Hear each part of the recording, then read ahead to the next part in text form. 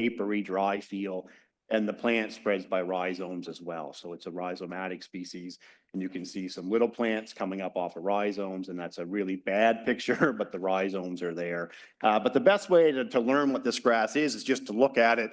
And so there's some down in the back corner of the room on the table there. So I do encourage you to have a look at it because this is a grass that goes from 0 to 100 very quickly, and it's quite tolerant to a lot of herbicides, and even curb doesn't quite control it. Okay, so this is just an overhead shot that one of Travis's students took of a field just outside of Truro. It didn't have red fescue in it, or didn't appear to in the past production cycle. And now it's going to be picked next year. But these are some of the patches of the grass that are showing up. And it stays green quite late into the fall when other grasses are turning brown, and it makes it very easy to spot. Even into the plants that are in the back corner, I just dug those up yesterday, so you can get a sense of what that grass still looks like even into this time of year. Okay, so Nathan Boyd had done a lot of work on this grass many years ago when it first started showing up. And they had found that the only things that killed it was curb as well as casseron. But both of those are quite expensive.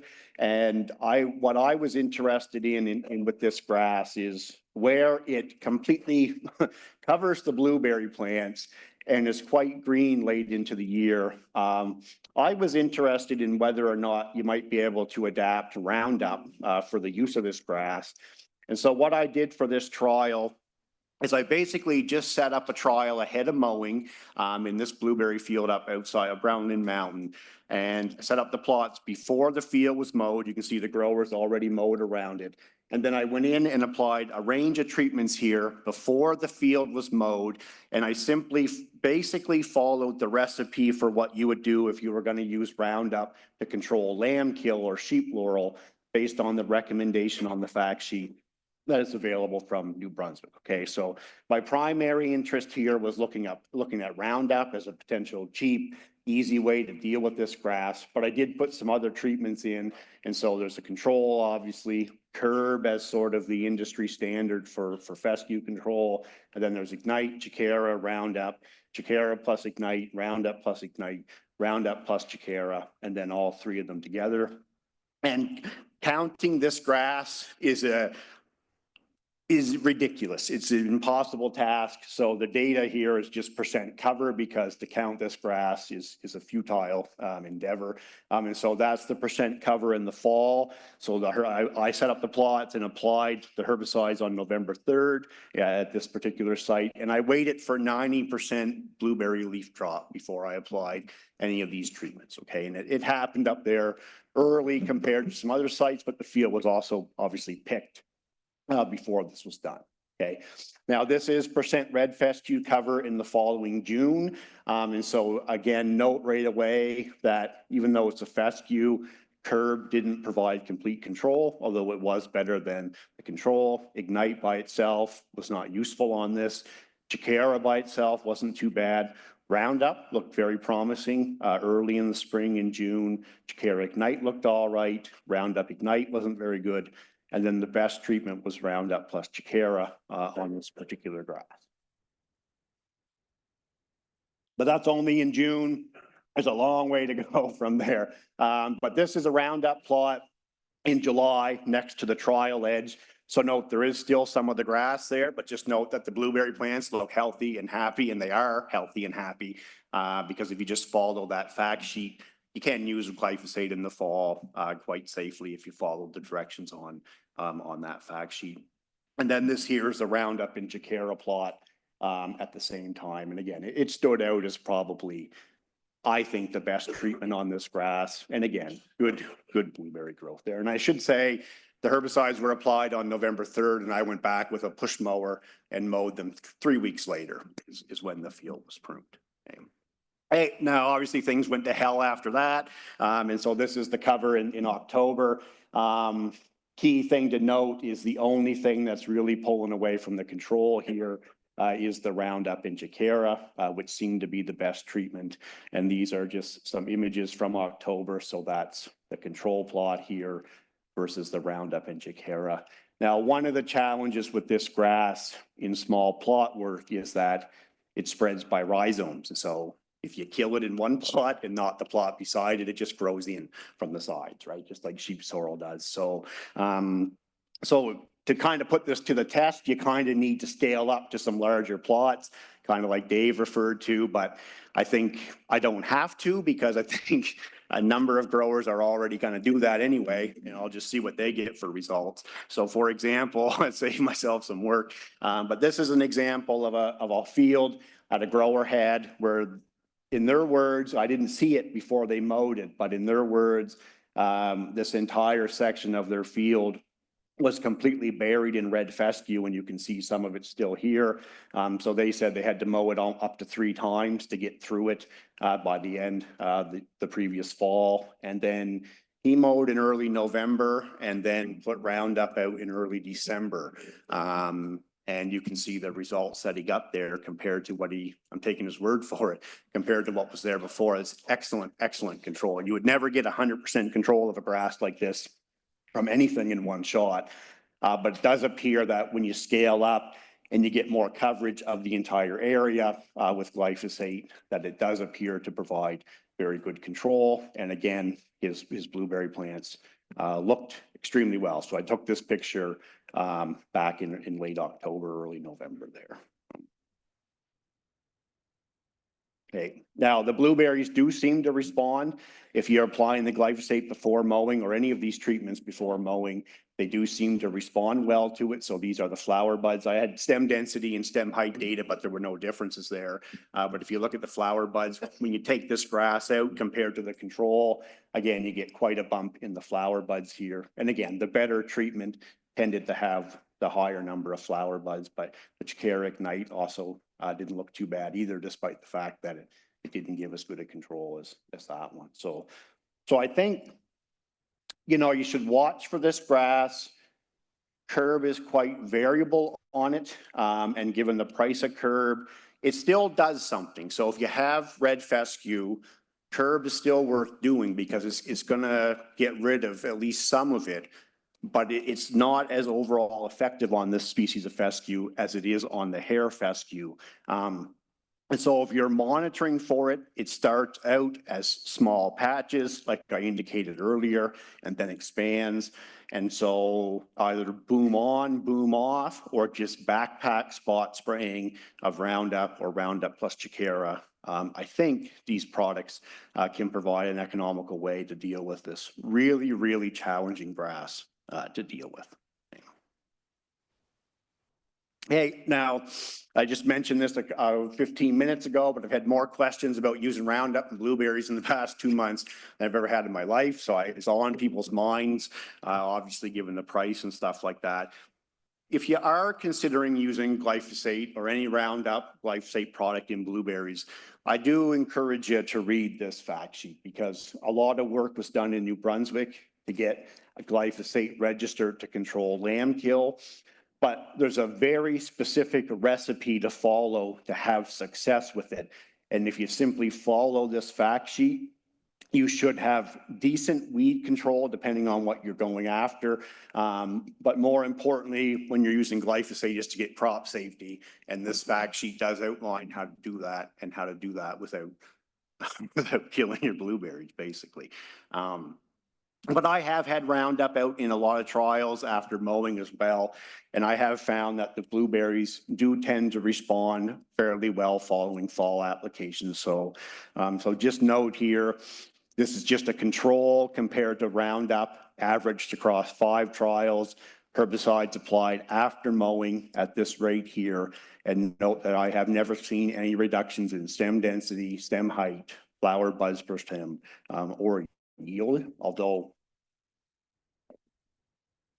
note that in your land, you want much higher bud counts and yield than that.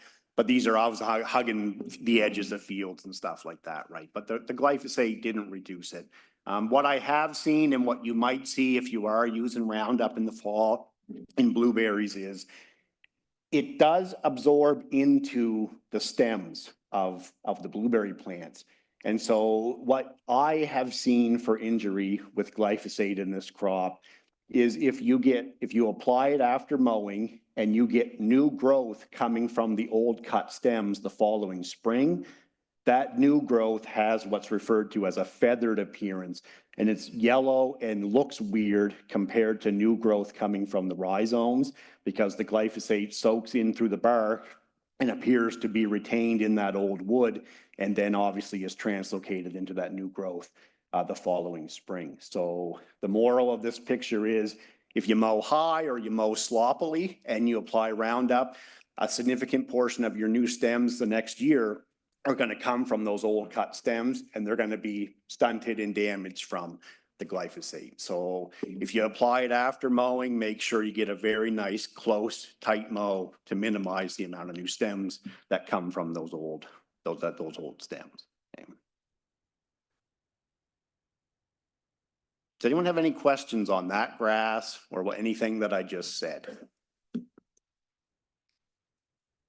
Yep.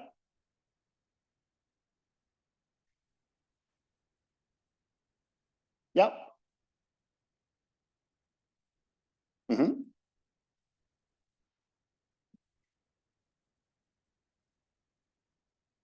Yeah, so for this trial that I talked about, so this was set up before mowing. I followed this fact sheet. So those treatments went on before mowing, and then I gave it 3 weeks, and then I push mowed the plots.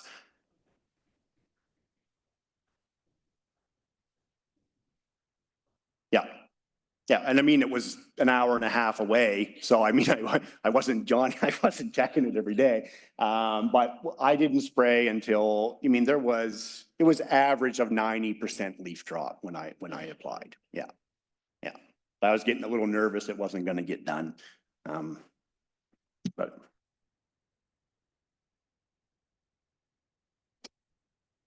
But do be careful with it if you're using it, because obviously Roundup's not going to be forgiving. So if your sprayer is not calibrated properly, there's other issues.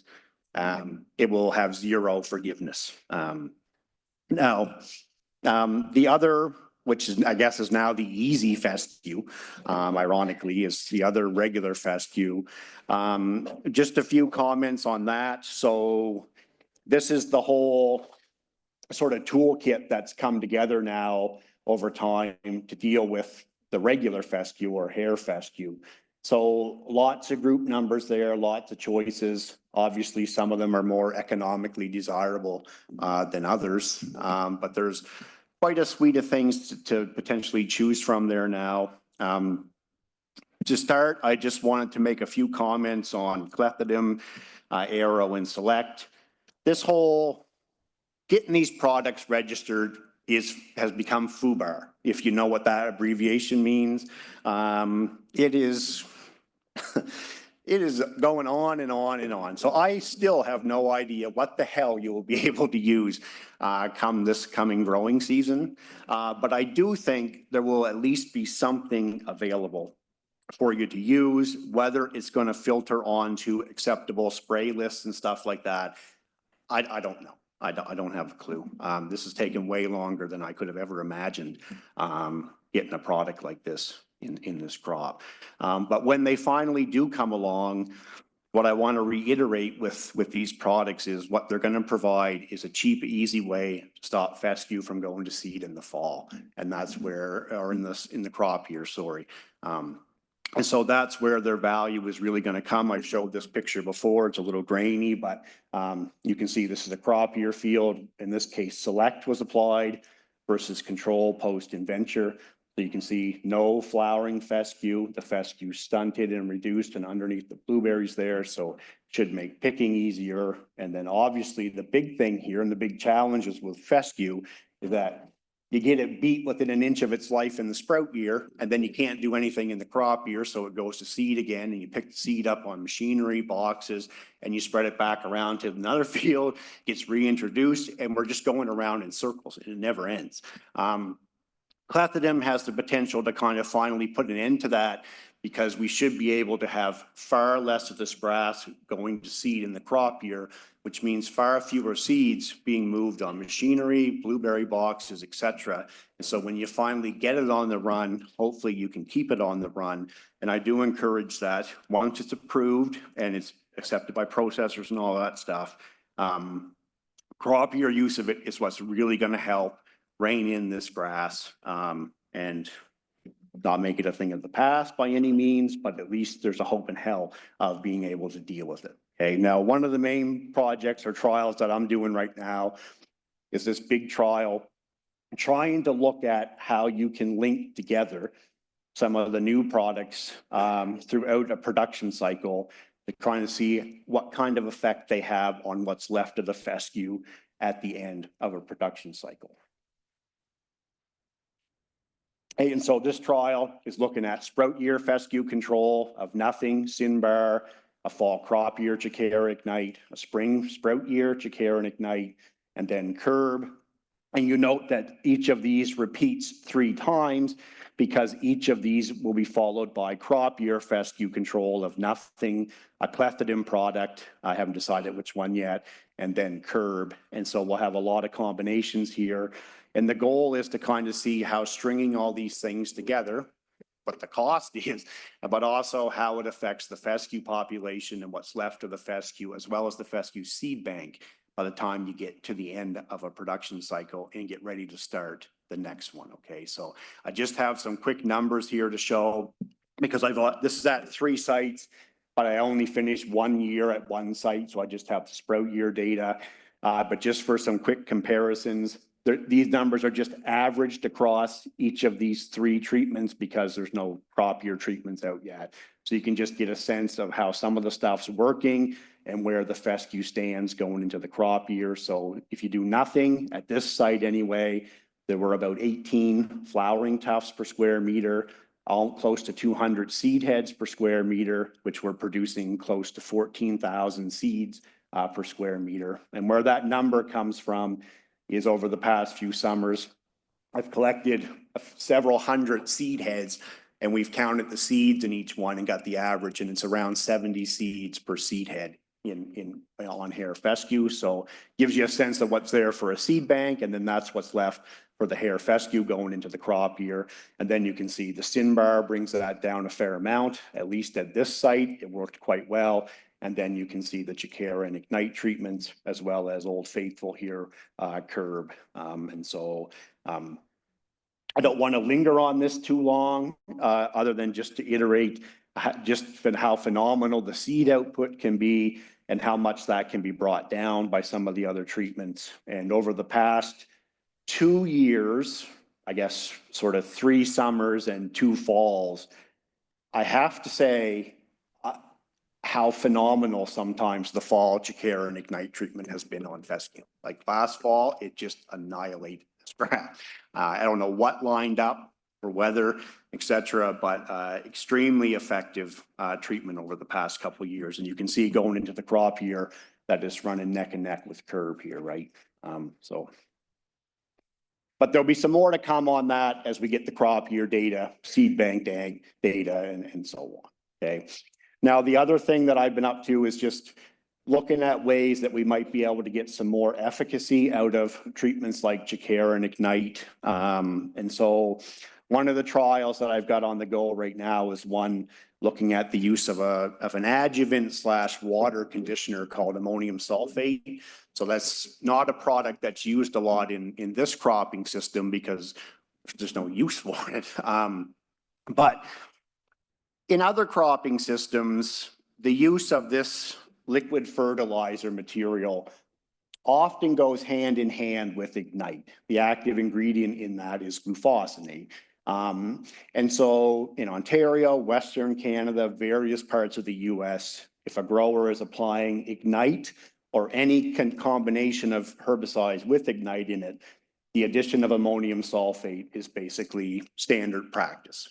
For various reasons. It helps with hard water, but even if you don't have hard water, it can improve glufosinate or Ignite efficacy on some weeds. But therein lies the challenge, because it helps with some weeds and doesn't help with others. And so I just picked this paper somewhat at random because there's dozens and they're all the same. Every abstract for every one of them says something like this: the addition of ammonium sulfate to glufosinate or Ignite increased control of lamb's quarters and foxtail, but did not improve control of common ragweed or pigweed. Go to the next paper, change that to 4 different weed species, and you get the same thing. It helped with some, didn't help with others. Other papers show that it makes it worse. And there's no rhyme or reason or predictability to it. You just simply have to try it and see if it helps. So it's pretty low-hanging fruit, given that the use of Ignite in this cropping system at $4 a liter. It would be a pretty cheap way to boost weed control if it works. But unfortunately, I can probably save a bar graph bombardment. It doesn't really seem to help with fescue, unfortunately. So this is the trial that I used. So if you look here, I tried to piggyback a water volume factor here too. And so I had a control at 200 and 300 liters of water per hectare, Ignite at 200 and 300 liters of water per hectare, Ignite with the ammonium sulfate at 200 and 300 liters of water per hectare, Chikara at those water volumes, Chikara Ignite at those water volumes, and then Chikara and Ignite and ammonium sulfate at those water volumes. This is the fescue density in the fall. So this was a fall trial. So in fall of the crop year. And then this is the density in the fall of the sprout year. And so for time's sake, if we just kind of drop down here to the treatments that really knock the fescue back, just note that they all share the same letter, which statistically means that there's no difference. That doesn't mean you still can't use your brain and look at the numbers and still make other inferences.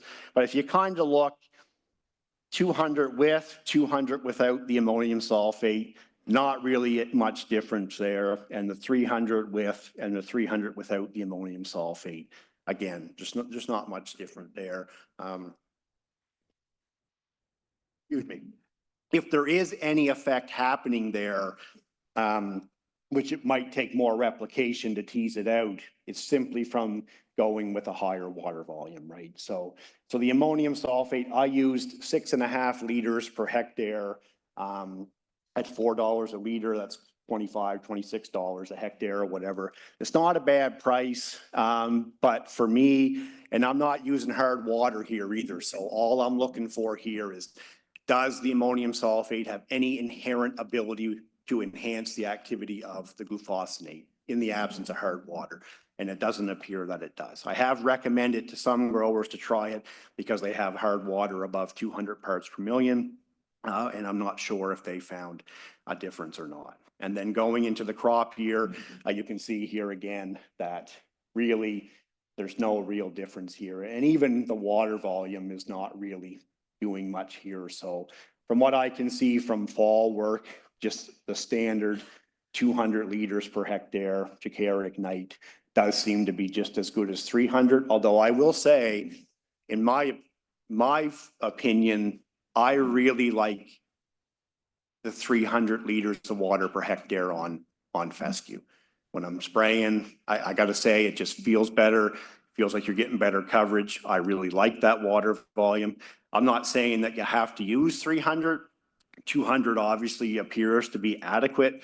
But if you've got a lot of fescue, maybe just consider upping that a little bit where practical, because perhaps even 250 or 225 would help a little bit as well. Now, I also did this same trial in the spring. This one was way messier when it started to play out, but that's the starting density. Same treatment structure here, just looking at it applied in the spring as opposed to in the fall. That was the fescue density in the spring of the sprout year, and then this is in the fall of the sprout year. And so again, just kind of dropping down to these bottom 4 for the sake of time. Just note that this letter F is effing things up because it's kind of scattered across all of these. But again, if you use your own mind for a minute, there's quite a gap there between the 200 and the 300 liters of water per hectare with the spring application. And if I was a grower, I'd rather have 10 plus or minus some fescue tufts going into the crop year rather than 25 plus or minus some, to be honest. And that's what I've noticed. The takeaway from this is it seems like a little bit more water is more important in the spring than it is in the fall. but I don't necessarily know why. It's probably the physiology of the grass going into versus coming out of winter, having been pressed down by whatever snow we get in the winter and so on. And then when you look at the crop year here for these results, the only two that stand alone are the two 300 liter per hectare treatments. Again, the ammonium sulfate's not really bringing much to it. It appears again to be mainly, if there is any real effect, it's the higher water volume. So basically what I would say is, at least until I do a bit more work, that I don't think adding the AMS to any use of glufosinate or Ignite is worth it. And with the water volume idea, I think what I would recommend is just use your own sort of common sense. And if you're looking at fescue like this, that needs 300 liters of water per hectare, or at least 250. That's a lot of biomass to cover. And so just kind of use your own, I think everyone at this point has seen fescue where you have fields where it seems to be on the smaller side versus seems to be on the larger side, and everything in between. On the smaller side, the 200 liters seems to be consistently effective. But if you're leaning into more like something like this, do probably consider upping your water volume, because I think it will make a difference. Hey, any questions on that? I'm on a break from teaching right now, so I got that urge to kind of interact. I am looking at some new stuff as well. I mean, compared to where it was in the past, there's quite a smattering of group numbers for one weed. I just know that, again, some of them are, the cost is a challenge there. But nonetheless, always trying to find some new stuff. One product that I did start looking at this summer on a number of weeds is something that many of you probably would remember is an old product called Carmex. This used to be registered in your crop, and I have no idea where the hell it went or why it disappeared. It just probably wasn't selling when Velpar and Sinbar were doing a lot of the work or whatever. But many growers have asked about it over the years, and so I was finally able to get a hold of some from Adama. They carry it right now. And so I tried it on sheep sorrel, which I may get to if I don't run out of time, but also tried it on fescue, comparing it to Sinbar. So this is the fescue tough density in the spring, and then this is later in the summer. And just note that the Carmex is kind of running neck and neck with the Sinbar here. So I don't know the whole history of how this product got lost, but I hope to be part of the history of how we get it back, because I think it would be a very useful product to get back into your hands for some weeds like fescue. It's still readily available and used in Maine in wild blueberries down there. So as far as I know, it was never lost because of any environmental concerns like atrazine or anything. So I'm really pushing pretty hard to try to get low bush back on the label for that herbicide. Anyway. And then also trying another group 2, a product called Vera, which I talked about last year. Looks very good. This rate here, it's given very good fescue suppression, a very low flower tufts, very low number of seed heads. It's not new group number for us, but it is a new chemical family, so it could be very promising. I don't want to put Graham Kempton on the spot, but I'm going to hold him to it.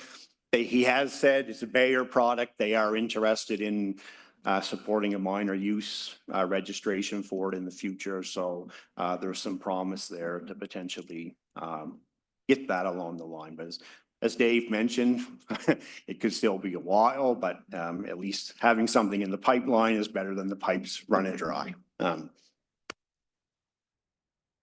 Any questions on fescue?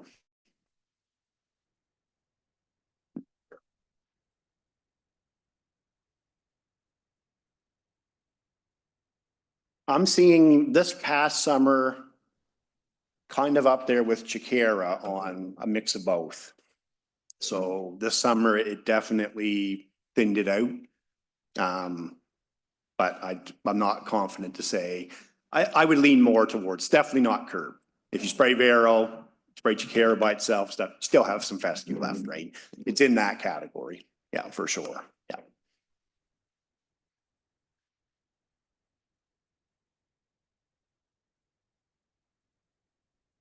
No, it's flail mode.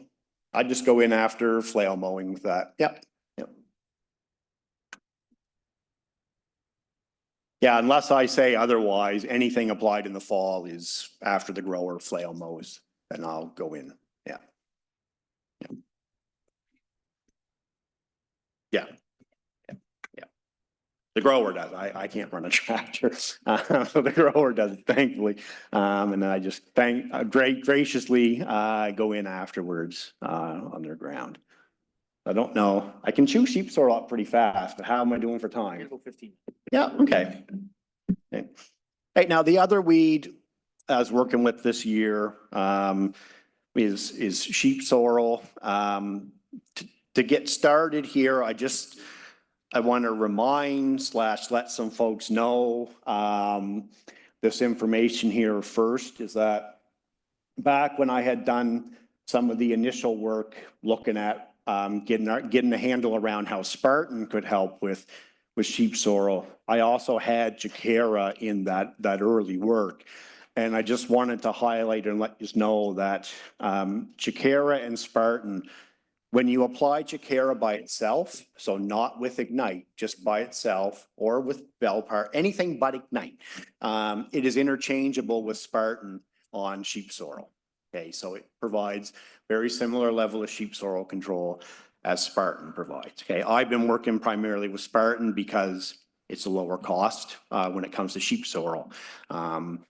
But just so you know, it is comparable with Spartan on sheep sorrel. So, you know, if you had a field that has a fair amount of sheep sorrel as well as some fescue in it, you could do Spartan followed by something else for the fescue, or you could just do a straight shot of Chiquera, either with or without Velpar or something, and it will give you a very good knockback of both of those weeds by itself. So just keep that in mind, that if you've got the sheep sorrel and fescue in a field and you want to get them both with one crack, then Chiquera by itself or with Velpar or anything but Ignite will do the trick. Okay, you won't get as good a fescue control as you would with the Ignite, but it's still not too bad, and you would get both the weeds with one spray. Okay. Hey, now what I'm looking at right now with sheep sorrel is basically trying some fall and spring tank mixes with Spartan, primarily to try to find some products that will stick around in the soil and provide residual control of all the new sheep sorrel that keeps trying to come back starting the day after you spray stuff like Spartan. Okay, and then also obviously to help with resistance management and stuff, and then a range of general screening and stuff as well. Okay, so just remember, I'm using the term Spartan, but there are three herbicides total that all basically should be interchangeable. Right now, Spartan, Evolve, and Tribe all are basically should be the same tribenduron methyl. So you do have some choice there. I'm just going to keep saying Spartan because that's what I'm using and that's what most of you are familiar with, but there are other choices there. Okay, this was a fall tank mix trial. And so again, remember my choice of things to apply here along with Spartan is simply based on the ability of these products to get into soil and stick around and provide residual activity, because that's what we really need with sheep sorrel. So I had Allion, Authority, Chateau, and then Chateau plus Merge, just out of curiosity if there's a difference, and then Spartan. And then all of those products tank mix with Spartan here. And then that's the starting sheep sorrel density in the fall of the crop year. This is in the following June. So you can see first takeaway is all of these products alone in the fall did cause an initial knockback of sheep sorrel. I don't think too many folks are putting Allion or Authority out in the fall, but there's a fair amount of Chateau that goes out, obviously. And so if you are using Chateau in the fall for moss, it probably is giving you a little bit of sheep sorrel control as well. And so if you kind of have a bit of sheep sorrel in the field, here and there, and you got moss or you're putting Chateau out, I feel very strongly now that Chateau is not going to do as good a job as Spartan, obviously, hence the letter separation there. But if you just have a little bit and you're using Chateau anyway, it's just an extra bit of value you're going to get from the product. Okay, but you can see as soon as Spartan comes into the picture, that obviously it doesn't matter what you apply with it. Nothing. Spartan by itself is just as good as any tank mix, and that's really been the challenge at both the fall and the spring. Is you have other stuff that looks promising, but as soon as you apply it with Spartan, it doesn't get you any further ahead than just Spartan by itself. And it makes it hard to recommend tank mixes. And if you look at the x-axis, you can see where this is going. The sheep sorrel comes back with a vengeance here. And so none of the fall treatments held, although fighting one hell of a pile of variability here. And my honest opinion is, over time and in this trial, there is something up with Chateau in the fall. Like it is having some effect on the sheep sorrel. And I made a mistake in this trial that I never make, and that is that I went with the low rate of a product and screwed up. So when I used Chateau in this trial, I initially made the calculations for the old dry product, and then I got the new liquid product in the mail, and I had to change my numbers. And for some reason, I went with the 224 mils per hectare rate instead of the 448. And I'm still seeing, the Chateau is still giving some indication with merge that there's something going on. So I'm going to try the high rate this fall and try to sort of rectify this mistake a little bit. But if you do look at the seedling density, even though it didn't help in the long run necessarily, I don't know what the merge is doing because it's not a herbicide, it's an adjuvant, but it did seem to help somehow with seedling control. And so, although if you really look, I mean, again, when you're with this variability, you need 100 replications to overcome that, which is not logical. But it does seem that there's something going on with seedling control as well. So hopefully next year, once I get the full rate out, hopefully we'll have a better idea of how that will work. But I really do feel very strong that if you're putting Spartan out in the fall, I feel pretty strongly, and I'm pretty confident to say that putting Chateau out with it is not a waste of money. Especially if you go with the full rate, probably. I do think it has a bit of a carryover effect into the spring that is helping a bit with the sheep sorrel. Okay, with the spring tank mixes, it's pretty much the same trial, except I swapped out Chateau for Velpar. So again, very similar structure here.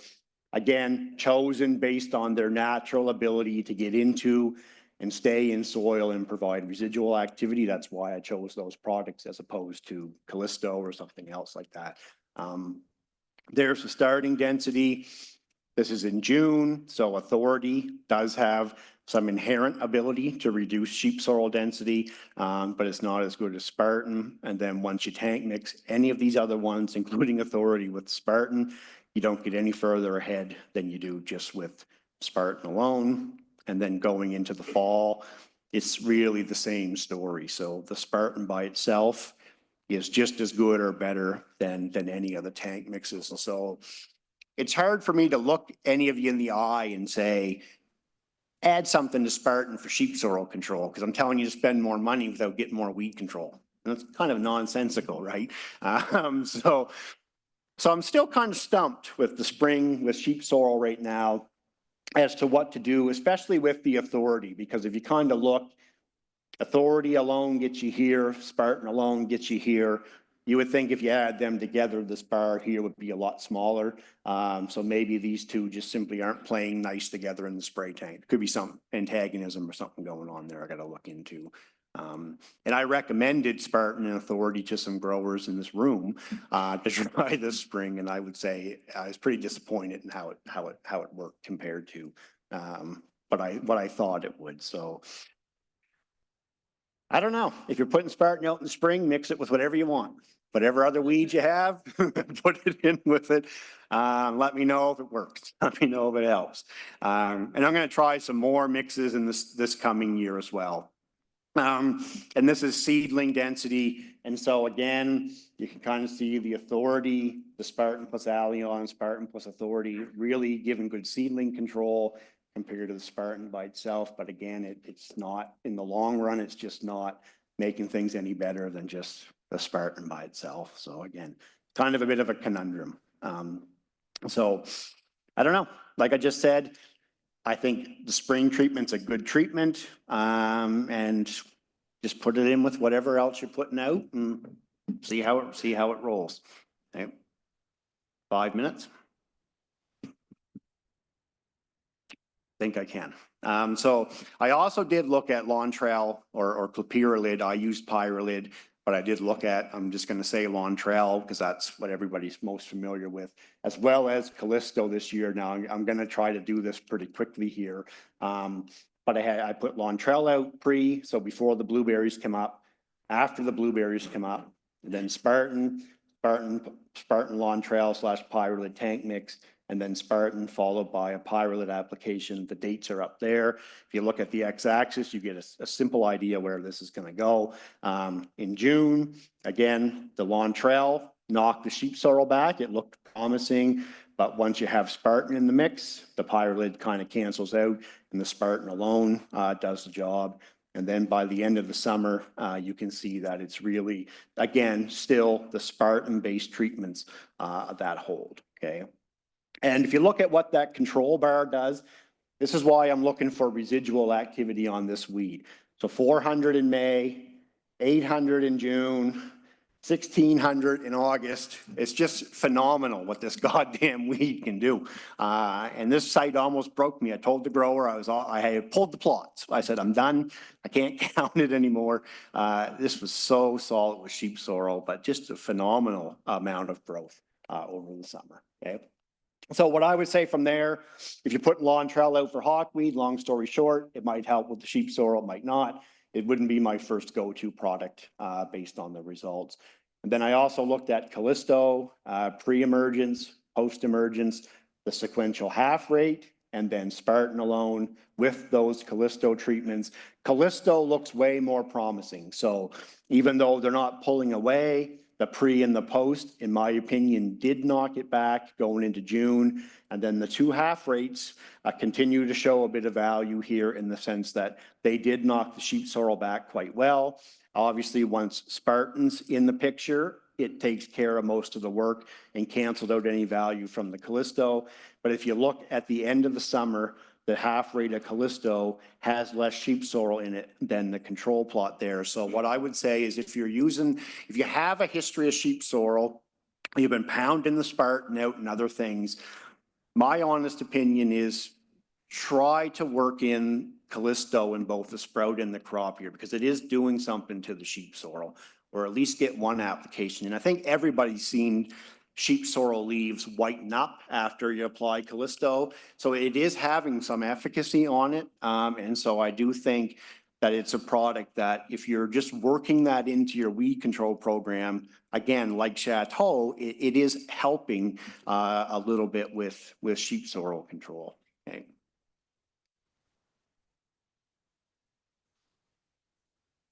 I got time for 2 more slides. Yeah. Okay, this is where I'm gonna finish up here. So we are obviously always looking at new stuff, especially sheep sorrel, because everything that's currently, it's hard to find stuff for this weed right now. So this is looking at products that you don't have access to right now, so don't get too hung up on the names. I chose these 3 because they're very potent seedling killers and residual products, and they may have potential for blueberries, which is why I looked at them. And then I also tried our old friend Carmex here as well, and then these are alone or tank mix with Spartan there. This is in the spring of the sprout year, and just jumping ahead to August, you can see the Spartan versus the control. But way down here, I don't care what these letters say, this tank mix and this tank mix, but particularly the one with Carmex, was the best sheep sorrel control that I've ever seen in my life. It was absolutely phenomenal. I really hope we get this product, because one thing I've noticed with sheep sorrel over the years is you got a rectangle plot, something kills it, and then the sheep sorrel just creeps in from the sides.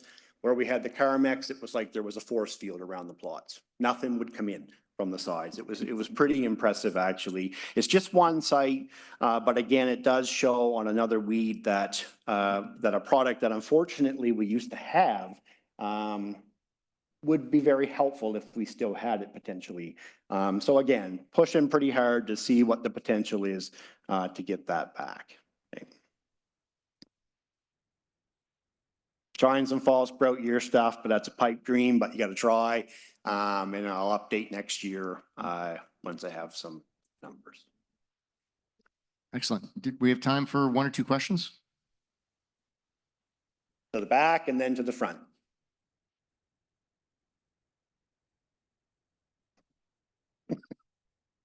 A question relating to dog bane. Yeah,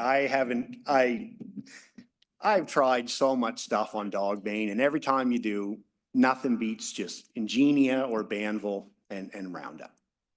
Countless actives, and you kind of think about, like, my opinion on dog bane is, do we keep looking for new stuff, or do we learn to use what we already have that we know works?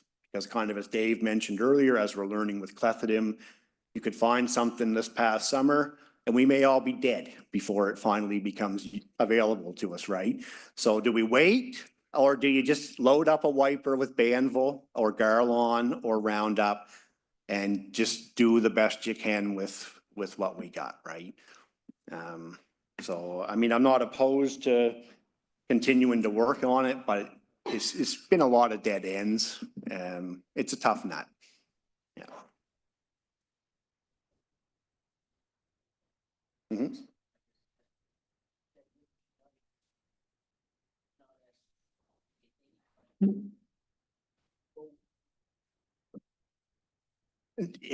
The Ignite really drops the control on the sheep sorrel, unfortunately, and doesn't seem to be a way around it. So you get some, but not, if sheep sorrel is bad, it will still, the Ignite really seems to screw up the efficacy on the sheep sorrel. Yeah, unfortunately.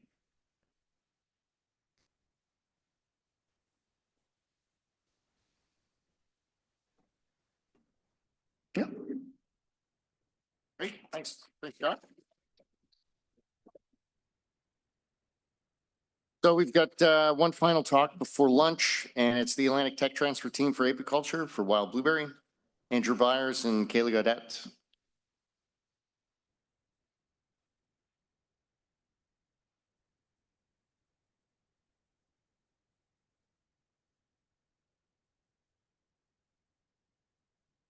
Morning, everyone. Morning, David. Thank you to the association and Peter and Janet and David for inviting us to share a little bit of our work that we've done over the last year, which seems like a very short year, I must say. The years are getting shorter. I don't know how that's happening. Along with our changing climate, I think our calendar year is changing as well. So just leading up to lunch here, we'll spend a few minutes with you, and grateful for being here, part of the excellent presentations this morning. As we do lead up to lunch, you'll be pleased to know ours will be a little bit less information dense maybe than what we've had previously. And just let people know some of the work that we're doing that we want to share with you today. So as we get started, perhaps what I can do is just take a few minutes and talk about what we've seen with the beekeeping season, because I think people will be interested in that. So if we go back to last winter, overall, I would say the winter period was fairly conducive for beekeeping. We know as beekeepers, we look for mild weather, although what we seem to be seeing is the temperature and particularly the humidity fluctuations, the dampness we're seeing in the winter is going to be having an effect on our bees. What that's going to look like over time will yet to be determined. But the winter was good. We were optimistic coming into spring. When spring did happen, as you people are aware, there was a higher than average winter loss that we saw, and that impacted on the number of bees that were available for pollination. So we get these figures from the Canadian Association of Professional Apiculturists every year, and there's a full report. And the preliminary report indicated we had about 30% winter loss here in Nova Scotia last year. So to mine down into that and put it into some context for everyone, what we strive for as beekeepers is around 15%. We're happy at 15% winter losses. If you look at the previous 5 years, 5-year average for Nova Scotia, we were running about 18% winter losses, which is okay. We're happy with that. We're especially happy with that when we look at that in comparison with the rest of the country. And historically, Nova Scotia beekeepers lead the country in winter losses. So our winter losses are lower than the rest of the country.